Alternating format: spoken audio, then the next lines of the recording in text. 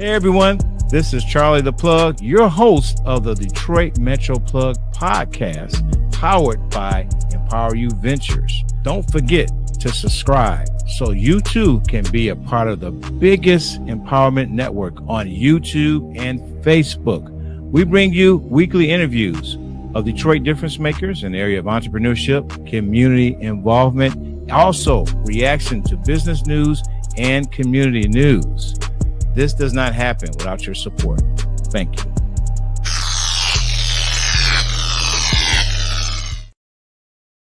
All right, welcome to the Detroit Metro Plug podcast, where connections matter.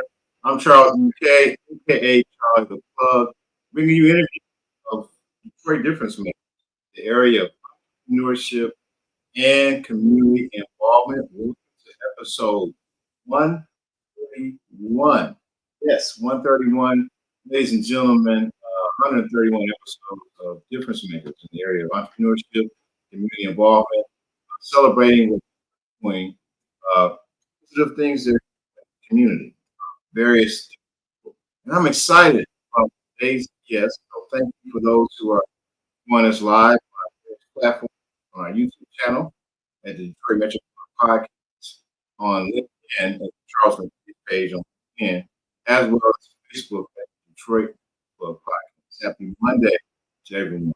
We are the week of Thanksgiving, so hopefully everybody's doing well. Coming up on the holiday, praying that everybody have a safe holiday with their family. I know this is the time for those who may deal with loss of loved ones, who've experienced a loss during this time of the year, who may have experienced a loss recently. So prayers with you. Make sure you check in with your family and make sure you're doing okay. All right, so get right to it. Happy Monday again. So our topic for today, we have a very special guest. So I'm talking about a journey, investing in real estate, as well as a developer, and just her backstory and the challenges she went through before she got to the place where she's at today. All right, so I'm going to get back to it. If you have a question in common, please post it in the chat. We will recognize you. If you have a question for our guest and for the next topic. Thank you for those who will watch the replay. And if you like this content, and we're about positive content, celebrating what we're doing in Detroit, giving you valuable information. If you like this content, I encourage you, please like, subscribe. Let's keep the algorithm. I don't know that it's not about just the tea. Nothing wrong with the tea and all that stuff, but let the algorithm, hey, we put positive things and hear about what's going on in Detroit, ground level. All right, so our topic today is I guess I'm talking about from bankruptcy to breakthrough, Kyra Jefferson's comeback. Let me formal introduction of guest. I'm gonna read this part. I'm gonna put my glasses on to make sure I give a proper introduction. Our next guest is a dedicated real estate investor, developer, and community leader from Detroit, committed to revitalizing her city block by block. With over 2 years of experience, she has transformed dilapidated properties in Old River and in Metro Detroit, turning them into valuable assets that boost the neighborhood. She's a graduate of both Capital Impacts Capital Minority Development Program and Turner Construction Management Program. Our next guest actively mentors students, educates the community about the importance of home ownership. Her passion drives her mission to create quality housing while contributing to Detroit's ongoing future. Ladies and gentlemen, welcome to episode 131. None other than Kyra Jefferson. All right, yeah. Hello, good evening. Glad you're tuning in and great to be on as a guest. All right. So, first question I ask all my kids: if someone was to ask, who is Kyra Jefferson? Like, what would you Well, Kyra Jefferson daughter. She is involved in the community. She is God's girl, as executors in the earth to make sure things happen for his people. Awesome. Awesome. So how did you get your well, I read in the intro, you are a native Detroit, right? I don't want to make Yes, I am. any sense. So you represent West Side, East Side, or both sides? No, I am a West Sider, and all of my investments currently are on the West Side, but I have those. Okay. So you grew up on the West Side, right? Yes. Okay. So describe your childhood. How did you have an interest in real estate? Has that always been a passion? Did you have No. family members who own homes, or None of that. what was that? Yeah. What happened was I bought my first home, and when I got ready to sell it to purchase the second home, it had more than doubled in value. And so I decided I don't want to put all the money into the next home. Mhm. What can I do? What else can I do? What else other kind of investment could I make? Okay. And so at the time I knew some people, a gentleman that fixed the properties for real estate agencies. And so he suggested I look into purchasing investment property. So at the time I looked into it, I purchased a property for myself, and then I purchased a multi-family property, which I still currently own to this day. And how I got started wasn't somebody who ushered me in, or I had a family or anything like that. It was just something that I decided to really try. And so something I tried, I ended up liking it. I like the residual income. I like the tax right out the gate. And so that is kind of where I got started. And from that, I just little by little created a portfolio. All right. So how old were you? When you started your first investment? When I bought my first investment property, I was in my life. Okay. Wow. That's amazing. Right at 20. Now, was this like a starter home, or you knew you were going to invest? What was? Well, actually, what's interesting when I was about it, even when I bought my first home, I forgot that I actually rented it out for a year before I moved in. So I guess, as a stranger. Wow. What were you with? What were you with when you rented it up?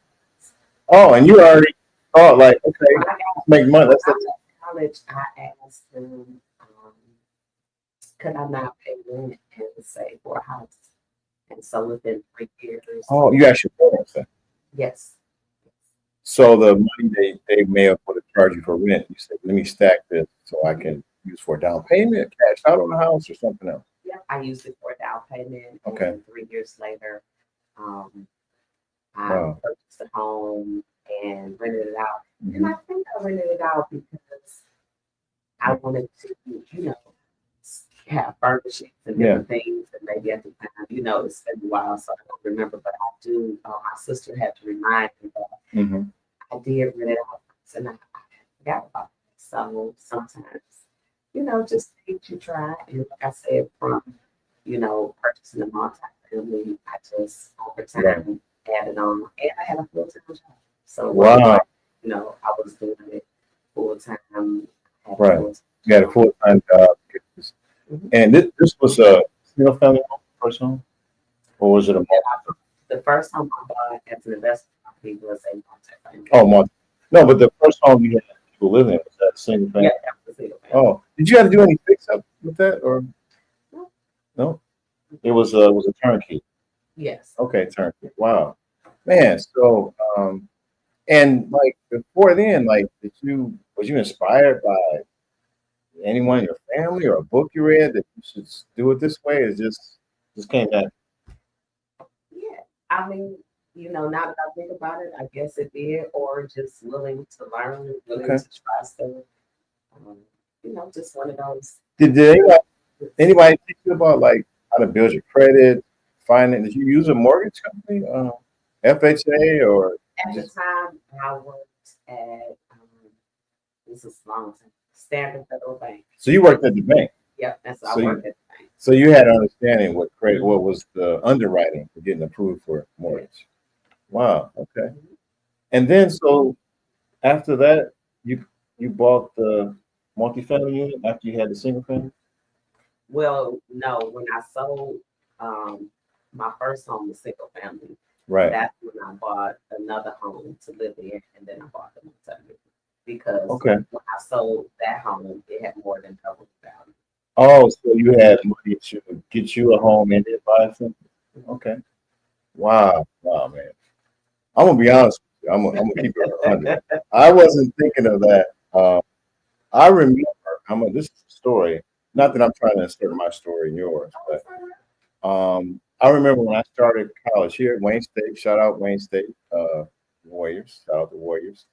I moved on campus in a campus apartment. They didn't have dorms back then, and I had a roommate who was from Midland, Caucasian guy. We became good friends. His name was Ryan. Okay. He was from Midland. He had a skill set. Now he was studying engineering, and I was in social work. And his dad was a carpenter, and so he had the skills. He learned from his dad how to fix up things. He could do drywall, basic plumbing. I don't know if he messed with. And we were the same age. We were like 19, 10, right? We're down at Wayne State. Back then, it was called the Cass Corridor, where there would be homeless people digging through the trash, through the cans, asking, hey, can you help me get some bus fare? All this is going on. This is back in 91, 92. So he's from Midland, right? And I'm just happy to be in college. The first generation college student, I'm trying to figure out the classes. He's looking around the Cass Corridor and like looking at property, right? This is back in 92. I'm not making this up. And I'm like, bro, this is homeless people. He calls his dad. I don't know what they got some money together. He ain't even from here. He starts buying property while we're in school, studying for internship. I'm in social work. I had no clue. I was just happy to be in college, first generation college. I was told, go to school, stay out of trouble. I wasn't even thinking about that. Right. To this day, he bought like a small, I don't know, 12-unit apartment, built a house and stuff. He still had those properties today. Now it's I already know it. I already know they worth millions of dollars. But if I would have had knowledge, I could have. He bought those properties for dirt cheap. I had no idea. I thought he was like crazy. Wow. I wasn't exposed to investing. But I'm like, bro, this is like for a thought, because instead of you inquiring or digging further, you kind of just thought he was crazy and let it go. I was happy to be in college. I'm trying to figure out the classes. I'm a first generation college student. I'm like trying to learn. I had to go to extra classes. I didn't know. We had a bridge. Well, it wasn't a bridge card. I grew up in the era of actual food stamp. I'm just trying to survive. But but he came from a different set. He saw his father was a carpenter, so he already. Yeah. And he's looking at the property. He saw what it could be before all the investment. Fixed it up between him and the dad. He fixed it up. Now I know he know that those properties. I don't know if he pulled that. He may have other properties. Oh, I'm sure he has.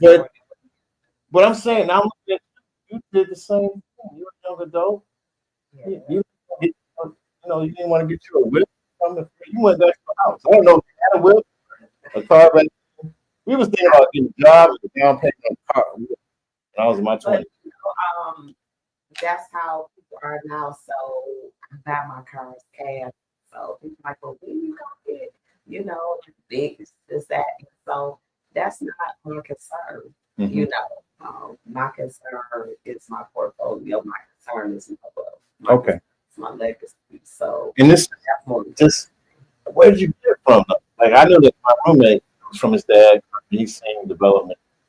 But there's always the first. There's always the trailblazer, and so I'm just the first in my family. Okay. God creates the first in every family. All right. So let's fast forward. You start off in your late 20s. You got your starter home. You flip that. Then you get another home in a multifamily. Now, where does this path go where you begin to go to be a developer? What was the whole journey for you?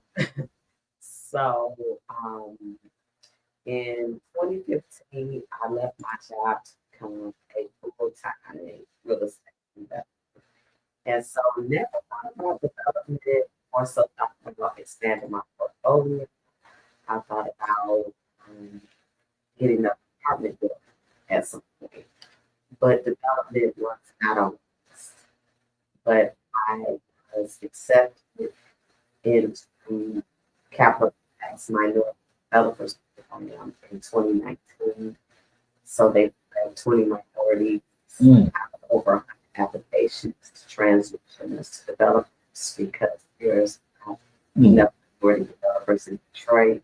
Wow. And I know you can't choose for something, and I'm rising to the occasion, shall we say. Mm-hmm. And so taking the program taught me a lot, and it challenged me to find a development project. And so that's where the push to become a developer got started. But prior to that, I had a partner with the Detroit Development Fund, where I wrote a business plan about transferring tenants to homeowners. So I bought the house as cash. They a line of credit for the rehab, and so we partnered, and we had 5 African American first time home buyers throughout the operation. So it wasn't like I just jumped from an investor to a developer.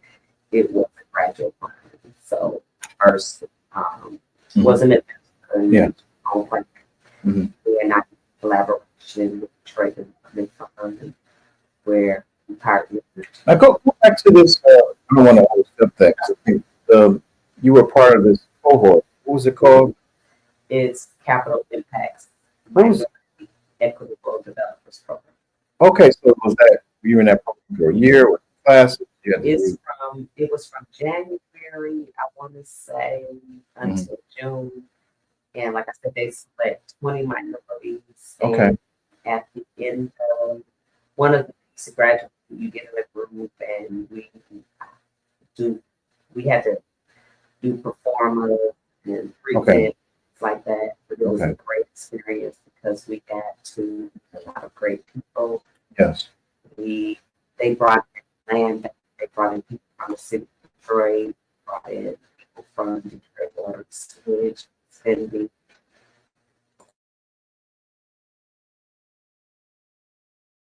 Can't cover everything, but it definitely was a great foundation, and prepping was a great connections with Capital Impact as well as the people they brought in and the people that took the class, and I am still connected to. So my business to the set. Was there a requirement in this program?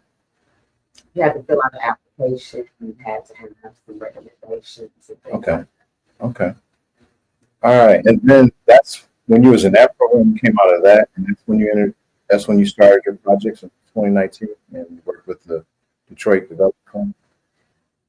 No, that was after. So I started with the Detroit Development Fund in 2015. Oh, 2015. And the capital program is 2019? Yes. Okay. What happened between that and the 4 years? We're going to get into, you wrote a book about just your journey. What happened within 2019? You started into the development. Well, from 15 to 19 was when I was working on Capital Impact. I mean, we'll work with Detroit Development. Okay. So I was managing my portfolio at that point. I had left my job. Wow. And so, how many doors? Or they say real lingo is doors. Yeah, how many properties? All general, how many properties do you have? I don't remember at that time. Okay. You know, I have to go back. Okay. Was it more than 5? It was more than 5. Okay. We're all family, multi. apartments, mix. Multi-unit and single family. Wow. But the ones that I collaborated with Detroit Development Fund, those were all single family homes. Okay. And all of those homes were sold. Okay. Oh, okay. So with Detroit Development Fund, you were basically fixing it flip. Yes. Okay. But then you had a portfolio of some rental property as well? Yes. Okay. Mhm. Oh, Okay. yes. Because when you flip houses, something has to sustain and Okay. sustain, the property. Because when you Right. flip houses, you still, even if you got a house bad, Mm-hmm. I still have to pay Detroit Development Fund for whatever draws I take. Right. I still have to pay utilities. Sometimes, pay, and I might have to make certain adjustments to secure the property. So all of those things, you still pay to use water, all those things until the property is sold. Okay. Wow. So did something happen because you have this book that's coming out. I want to share this slide here and go to that. I think it's right here. Yeah. So as I was promoting our episode, we talk about your journey, and I think it talks about from boom, bankruptcy, and the bounce back. So what happened on this? I know that there was a period where there was a housing bubble. Oh, you affected by all that, or what happened? I was affected by the crash. What was the crash? 15? What was the? Well, I filed bankruptcy in 2008. Oh, was that? Yeah. Was that before Obama came in? Yes. Okay, there was a housing crash. Was it 2008? I remember. Well, somewhere in that time period for sure, because the property values had sank. People had, it was just a lot going on. Property mortgages. Right, right. It was just so much confusion going on at that time. Right. So in 2008, I filed bankruptcy, Yeah. and then 7 years later, I ended up leaving my job. Okay. With 10 years single. Wow. When you filed, you had a portfolio at the time, right? Yes. Okay. Wow. But you had gained the knowledge of investing, even though you had to. Did you lose a lot of the equity upside down when that happened? Yes, definitely. That was the reason I had to file equity upside down. Wow. At that particular time, I had mortgages and things of that nature. Wow. Yeah. Wow. So you had more homes that their value fell down, and you were paying. Rent. So you have an older home. Somebody has a home, so they charge it less rent. Yeah. The house is up to date, and so there were just a lot of things going on in the real estate game at that time. So Right. starting over wasn't pretty, but Okay. it was lesson learned. And the good thing when I started over, I was able to start over and purchase my homes free and clear. Now, I mean, to have that kind of setback, how did you manage that? It seemed like you have a spirit of resilience. That had to be devastating. Did it affect your mental? Like, what were you going through? It affects everything. Right. Mental, physical. How am I going to get back? What is going to be the strategy? Will I ever get my credit score back? Will I ever get my portfolio back? Will I survive? How am I going to get through this? But the lesson at the time was I had a job. So you had a job. About it is, Although I had bankruptcy and those type of things, I right. had a job. And so that was 2008. So 7 years I recovered, bounced back in, left to do real estate full time. What would you say was the skills that you developed to help you get bounce back and recover? Money. What do you mean money management? Did you sell all your book bags or your Louis? Yeah. Now remember, I'm working. Right. So because I'm working, just changing how I use money, changing how I utilize money, changing how I look at money, changing how I spend money. Stop spending. Stop shopping. One thing through it, I learned to resale shop. Okay. I learned to resale shop, learned to garage sale shop. I learned to write down what I spend every day, so that, because a lot of times when you go into crunch, it's like, okay, what do I cut back? What do I do? But when you know what you spend your money on, you know what you can cut back. And so writing down what I spend every day, I can go back and analyze my spending. Say I want to look at my spending for maybe a month, 2 months, or, and sometimes it's just periods of time. So I might say, okay, for 6 months, no shopping for 6 months, no eating out, very difficult for me. But, you have a goal, it's 6 months, it's not bad. So a lot of times, challenging myself to change things, cut things out, get rid of stuff, eliminate stuff, or put it on, put it on hold for a minute. And and same thing. So I had to look at things different. I had to I had to look at myself. I had to look at what I was doing, look at what I was spending. How much was I spending, and why was I spending it? Yeah. Wow. So you went. I gave up a car. Okay. Big things like that. How did you get around when you're doing that? I bought a used car cash. Bought a used car cash. All right. So you went to I like one of the things kind of adopt. I mean, we have setbacks, or some people may call them failures or missteps, but I think they are really not necessarily a failure. It's just lesson learned. Okay, that didn't work. What can I do different? What can I learn from this life situation? How can I become better? What adjustment? So a lot of times people, number one, are ashamed of failure. They think they're, you was on a come up, now you're a setback, now you're embarrassed. Your friends, you think they're laughing at you. Or people are afraid to try things because of they're afraid to fail. But I believe, I'm not sure if you would agree with me, but I believe you're going to fail to success, because you got to learn about, okay, this works, this doesn't work.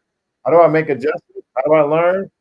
And I think that, believe it or not, setbacks are a blessing, because you can learn from it how to become better. Would you agree with that? Well, if you don't let the setback make you bitter to make you better, you can thrive and surpass the setback.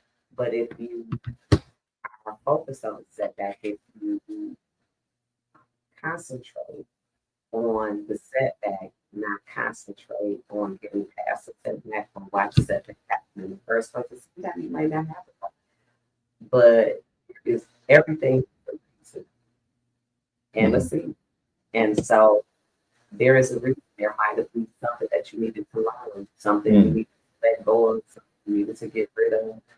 There are very reasons why you had setbacks. But if you decide to not better and get bitter, you will never surpass the setback.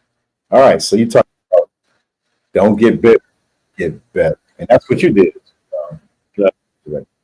I want to talk more about your book and some of the things you're doing today, some of the projects and some of the things that you are working on, and to how people can hear more about you, work with you directly, or inquire about stuff you're doing. So we're going to take a quick break, a little commercial break, come right back, and we're going to go deeper into what Kyra is doing now. You can connect with her. We're going to talk more about her upcoming book. So we'll be right back in just 1 second. Hey, Detroit. Are you a Detroit area small business owner, entrepreneur, leader of a nonprofit organization, or a business service provider? And are you looking for ways to share your product, service, or your programs with a local Detroit audience? Let us help you increase your reach by becoming an ad sponsor with the Detroit Metro Plug podcast, powered by Empower You Ventures. Our weekly video podcast is a growing local feature on YouTube, Facebook, and LinkedIn that focuses on local business and community news. This gives you a chance to connect with local Detroit customers or clients. We offer cost-effective ads to fit your needs. Click the link to learn more about our current ad specials. And remember, connections matter. This is Charlie the Plug with the Detroit Metro Plug Podcast. Black Leaders Detroit, they knew that during the pandemic, that Black businesses were going to be left out of any type of funding that the government gave, and they wanted to make sure that they were able to figure out how they could step up and help, because again, this is their community, and they want to make sure that their community is still here when this pandemic is over with. And the only way you can do that is by offering support to your community, and so they stepped up and they did that.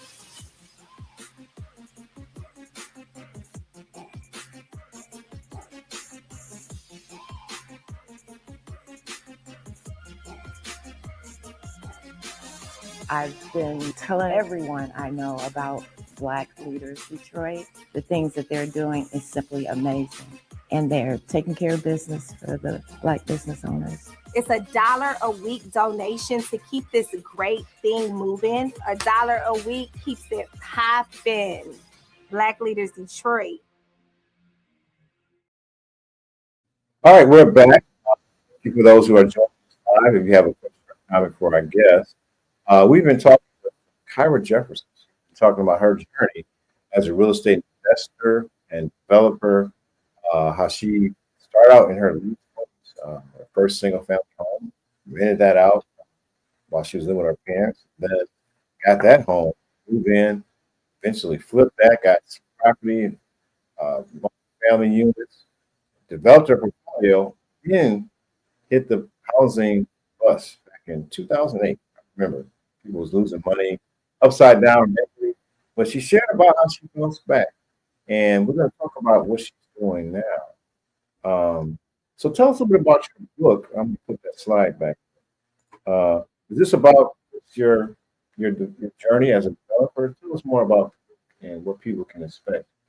Well, it's not about my journey as a developer per se.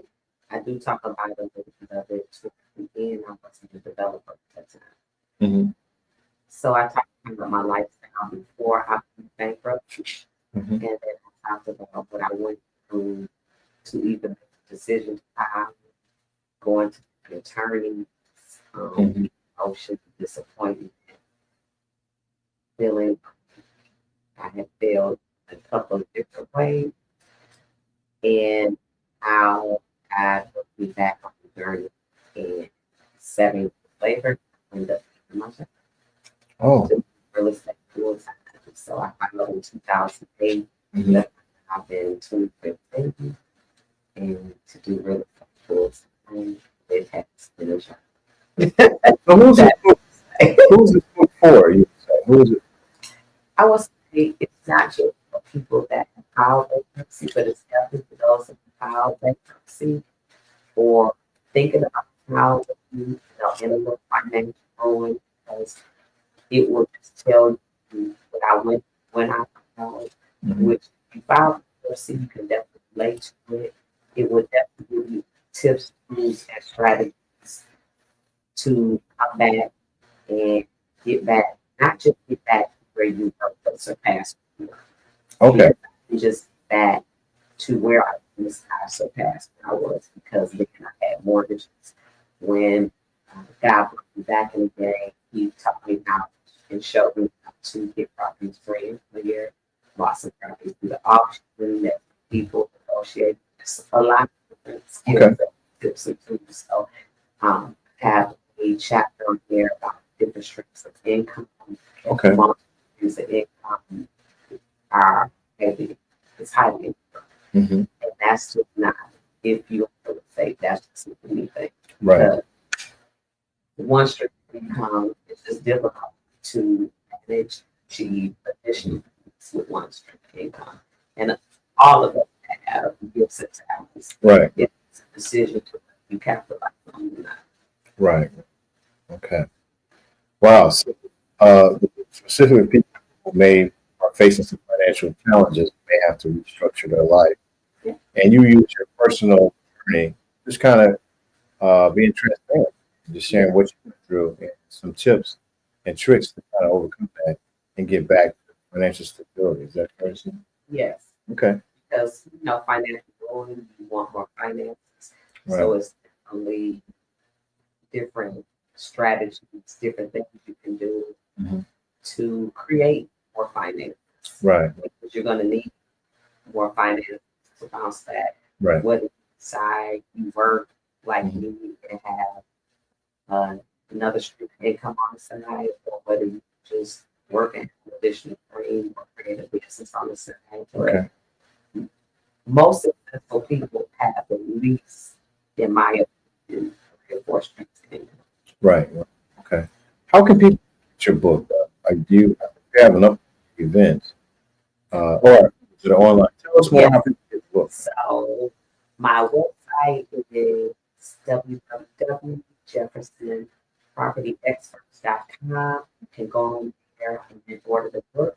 Not only do I have the book on there, I have digital products about real estate. I also have a free product about real estate. So you go on there and so subscribe. You can contact me on there and schedule a discovery call. You can schedule an hour power. So definitely go there and find everything you need to get in touch with me, as well as purchase my products under my store on the website. Is that the JeffersonPropertyExperts.com? Yes. Okay. So, all right. So folks who are watching now on replay, make sure you go to www.jeffersonpropertyexperts.com to purchase the book and other products. Let's see if I want to share my screen so people can see the website here. And definitely follow me on Facebook, Instagram, or LinkedIn, Kyra Jefferson. Yep, there's all media handles there. And let's see, here we go. So now people see this is your website, right? Correct. All right. And on the website, so they go, how would they get the products here? Go to the store. Oh, where's the store up here? Okay. Let's see. All right, there's the store. There's the journal right there. Yep, and on the end, 5 ways to that one is the free product. Oh, okay, the free product. Okay. All right. Just want to make sure everybody can see that. 5 ways to invest in what? So they add that to the cart, so they just fill out the email or and they get. Is it an ebook or a digital book? Yeah, digital book. You just download it. Okay. All right. And then, oh, there's the book. Yes. All right. Jefferson's Journey, Boom, Bankruptcy, and Bounce Back. $25. Is it a Black Friday? I'm finding out my books, and I am definitely having some Black Friday specials there. Okay. All right. So they go to the website, the official. You sign it and mail it out yourself, or yes, does it go through? Now, is the book on Amazon? Yeah. So like Okay. anybody, it's all me, it's all my information, Okay. all my knowledge, all my wisdom, everything. So don't go on Amazon. They go to your website to get the book. Yes. Okay. Encourage people check out the book. She shares her journey on how she bounced back from bankruptcy. I want to go because you're going to have people who are going to watch, and they may actually be interested in becoming a real estate investor or developer. How can they get started? I know that I follow this guy. I think he goes by something, the mortgage guy. I can't remember his name, but he talks about the 4-3-2-1 rule. Ever heard of that?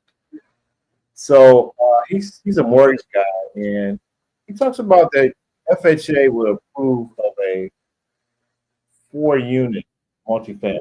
So you can live in one, rent out 3. Yeah. So you start off with that, and then after that, you refinance. Then you go to a 2-unit, and then you go to 1 or something. So he was just saying a way to, start off, get a multifamily at first, and then live in that way. Consider commercial and Yeah. this is 5%. Yeah, So yeah. that- Yeah. So, what would you suggest how people get started? That's a great way to get Yeah, started. Well, fine. I always suggest, even if not 4 units, because to me, like especially if you are a single parent with, I say no more than 2 children, I recommend duplex, 2 flat, 4 unit. It just depends on the size of the units. Because if you have children, 4 units, the one unit is large enough. So with the 4 unit, it is possible. It is possible. Some are large. I definitely recommend starting with multi-unit. I don't recommend a lot of people I talk to. I want to get in. I want to get out. But flipping is a very interesting game, and so you got to know what you got to have the right team that can sit up and the basic work. Even if it's just for a month or two, you got to make sure it's your word. Make sure nobody's taking from this. All of those you have to figure out. And then you have to take the utilities, wow. It's city, while they work, all of those things. So I recommend starting definitely a Multi, right. And if possible, you can either start with a unit and, maybe where you may live at. You had a multi-unit, but definitely a multi-unit one of the units because that one, the other unit pays for it. Yeah. If you get a mortgage, which most people do, but the other unit will pay for the mortgage. Okay. And we want to make sure. How long should it stay there? Multi. How long that be? I would say at least 3 to 5 years. 3 to 5 years. Because first of all, it's not just about you living there. You also have to learn how to manage the property on the other side. So you are a homeowner and a landlord / property manager all at the same time. So you have to learn how to maintain your own property as well as manage the other units. So you want to make sure that you are equipped and know what you're doing before you branch out and even buy another property or move. Because you may want to stay there and still buy another property. You may want to pull some equity off of that property or something to that nature. But you don't want to pivot to another property until you know that you have a handle on what you already have. Okay. Don't pivot to another property, have a handle. What's the difference between an investor and a developer? So developer is more into major construction and new construction. New construction, commercial, residential, or both, or mixed use? Both. Okay. Yes, both. Because some of my classmates they started with mixed use. So what I started with is single family homes new construction. But what I started with for the block, I am developing 2 land homes. So the homes were, I think, open. One home was open. One home, it wasn't open, but they kept breaking it in or whatever. So my agent tried to out probably about 8 years that the homes have been sitting. So major construction development, new utilities, gut on the studs, grass, fence, lots of, large development. Wow. Major, like it definitely not like foot. And so even getting into construction is something. Yes. All that you have to do is phase one, surveys, builders. Now tell me this, new construction, and as an investor or developer, I mean, you come in, you got your nice fur on, which is nice, shout out to your style. But how much did you have to get your hands 30. How much should an investor know about construction and the process? Did you have a crew of people that helped you, or how did you? Well, how much should you know? So with capital impact, even when you graduate, you are able to get on the phone with seasoned developers Mm-hmm. and ask questions and basically walk you through. So they're the ones that let me know gradually what I needed, survey. How did you prepare your crew to do the work? Engineer. Well, some of them from my class, Oh, other people. okay. So the builder that I'm working with now came from a friend of mine. Okay. So some of my friends. And so this particular gentleman builds churches and he builds homes. Wow. So and we have a team to discuss Okay. things. So it's a lot. I thought like if you start out with a kind of flipping or fixing up homes to rent or whatever, that you kind of have to have your own crew of people. I mean, Yes, or you do. the people that rehab properties and flip is not the same as build because builder, you have to have a builder's license to build. Right. And rehabbing a home and new construction is not the same thing because you have to have an excavator to build. Right, building. It out and all that. So it's a whole different crew. Now the crew that rehabs the house, once you get the house built inside and different things, you can pull that crew in. But when you get into the building aspect, there's permits and various things that have to be pulled before you can even put a shovel on the ground. So if I'm just a new start investor, would you recommend me just hanging out at Lowe's, Home Depot, and just randomly approaching people who've got drywall, pickup truck, and say, "Hey man, you do drywall work? And you do basement." How would I find people to help out? Various real estate organizations. There's a gentleman named Jason Cole. He has a real estate investment association. Okay. He has a Michigan Minority Contracting Association. If you want to meet contractors and different. Oh, so you join these associations to meet contractors. And there are so many. There's so many different organizations. But what I recommend is to join. It doesn't have to be that particular organization, but an organization that discusses real estate or what you get into. Yeah. There are so many Right. you can tap into. There's so many different groups, and So- so I recommend getting as much knowledge and information as you can. I also recommend that you find someone that you can glean from, so that when you do get into real estate, you can ask the question. So you are going to get stumped on something, no matter how many workshops or conferences or what have you go through. Right. Listening and being active in the game are two different things. So always have 1 to 3 people that you can go to that you trust. Right. And that's so important because trust me, I've been in the game a while and people will tell you something different. All right.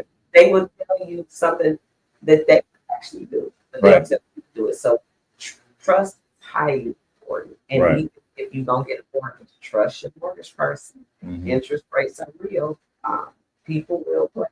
And because you don't know. So because they know you don't know or know you're bringing the business, people will play on that. And that is just a real thing. And so been there doing that.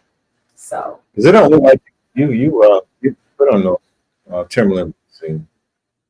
You know, like you have? Okay, all right. I wear though. I have real structures. You got real steel toe boots. Get in there. I don't wear steel toe boots though. I wear steel toe shoes.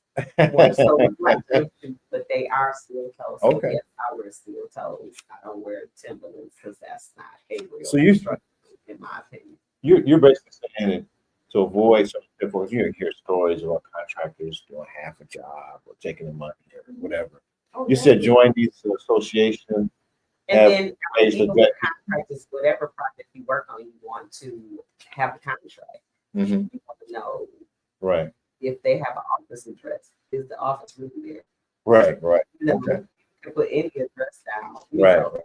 So you really want to find out or know that the person is who they say they are. Yeah. And even some contractors have referrals for people that they have done work for. You can, ask for their referrals. But a lot of times I find out various people, because when you're in the real estate game, you can just ask other investors, other developers, and try those people out. And everybody will work for one person, might not work, because chemistry, relationships, things are different. So I would always recommend, find a couple of people, at least 3. Okay, big 3. Okay, all right. Contract, getting crews together. And then you want to get 3 different bids. And the bids vary. You want to be able to ask why. Because if you're asking all 3 the same thing, you have a right to ask, you don't have to say, hey, this would charge $100, charge it 5.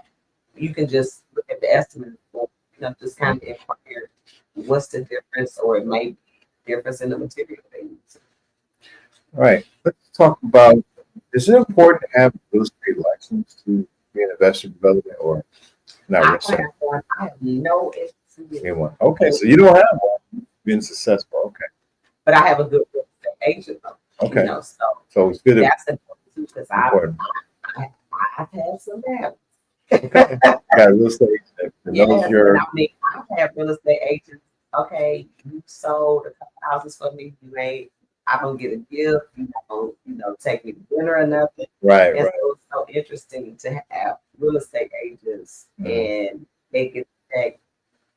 You show them the sold it, but you don't. Don't you want a repeat customer? So I've experienced that as well. But I have a great real estate agent. That's great.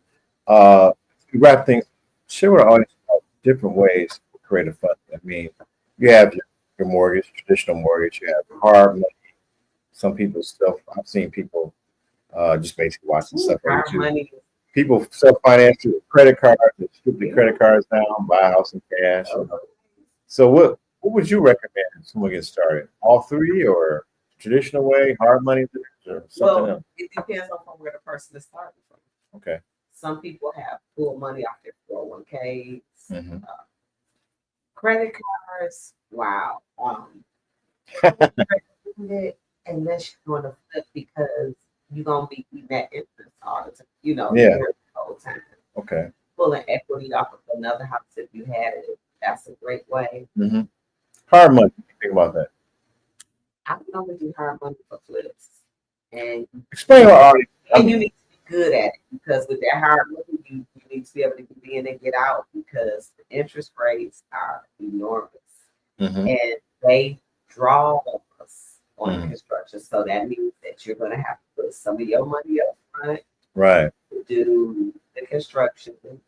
And so they come in and say, since you say 50% done, they'll come look at, if you 50% done, that's what they're not going to pay, according to them. So it's a process. And still, even with hard money, you still have to have upfront money to start with. Right.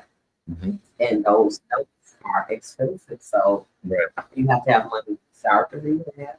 You have to have money for the monthly notes. Whatever they say, you got to put that out. You got to have all of that. And you have to have the monthly utility costs. You have to make sure the house is secured and all of that. Wow. Have you used all 3? Credit cards, money, traditional? Okay. Okay. So you have experience. So what's next for the book that you're releasing Black Friday? What else you got going on as we wrap things up? The book, you can order the book now, as well as the digital products. I'm just doing my full launch on Black Friday. I am also working on my second book. I am also working for getting pre-development funds to build my first single family home on the block. So I'm super excited about that. I have the funding, working on the pre-development costs to build the permits. I may have to get phase 2 for the land, things like that. So working on that as we speak. And working on doing getting some more contracts, because I do an after school program, paid after school program teaching kids about money, streams of income, and starting business. So looking to expand that as well, and also looking into getting back at building houses as well. So that would be my next project. But my biggest project would be the block and building my first single family. When you say the block, is there a certain neighborhood? Is it District 1, Old Reference. all reference primarily? Is that near Brighton? It's my project is off of last year between Grand River. Oh, okay, near the golf. Or used to be golf course. I don't know what. I think the church on. So I'm not sure. All right, that's a good area. That's my neighborhood over there. After 7 miles. Did you say Lost? We from that. Our neighborhood say last. So, but we don't really go back and forth. So I let you know. Lasher, Losser, y'all know. You ain't from around them parts, but yeah, we say it's last year. I don't care what nobody. When you cross 8 mile, I may be lost. Last year, 7. Lasher, 7 miles. my area of development. Okay. They are excited I'm there, but it has been a journey. New construction is not for the faint of heart. Yeah. But I am learning a lot. Okay. So waiting for God to come through some pre-development. All right. Redevelopment funds, I would say. All right. Well, ladies and gentlemen, we have Kyra Jefferson, real estate investor and developer. Make sure you put up the information again. Make sure you get her book. Reach out, see, the new year is coming. You want to get your plan and your strategy together Right. before then. My company, our main goal and our mantra is wealth and legacy through business and real estate. So we are big on wealth and legacy. So especially for those that have children, you definitely want to have something to hand down, because the Bible says have inheritance for your children's children. Yes. So a life insurance policy is not what we consider wealth, and it is definitely not legacy, because you can't have it throughout generations. So Right. contact me so we can get a strategy together. And while we need multiple streams of income, and you want to appreciate that, not appreciate that. And property is always appreciate that, especially if you make the right purchase. Wonderful. So people can reach out to you if they have questions about real estate investing, purchasing property, or you connect with you. People start businesses. Start like I business. said, people start businesses, especially in my after school program. Help some children pick out different businesses, start lawn service, tutoring businesses, things like that. Yes. But as adults, because sometimes you need someone to be able on the outside that can listen to you and be able to pick out and pinpoint some of your gifts and talents that you can monetize. Awesome. Well, thank you for being on the podcast. Thank you for having me. For those who are watching, find value, please like and subscribe. For our guests, the book that she has coming out, other products, go to the website. It's right there, www.jeffersonpropertyexperts.com. Yes, subscribe. Subscribe So to you her get the newsletters. newsletter. Yes. So make sure you guys support. We'll also have this in the YouTube description on the replay. So thanks again for being on the podcast. Yeah, so that wraps up our show for today. So again, if you find value in what we're doing, please like, subscribe, share with your friends. Let's trick the algorithm. Let's let to Facebook. Let them know that hey, we like positive content. We want the positive stories going on here in Detroit. So I want to wish everybody a happy Thanksgiving. We'll be back next week with another difference maker, guest, and area entrepreneurship, community involvement.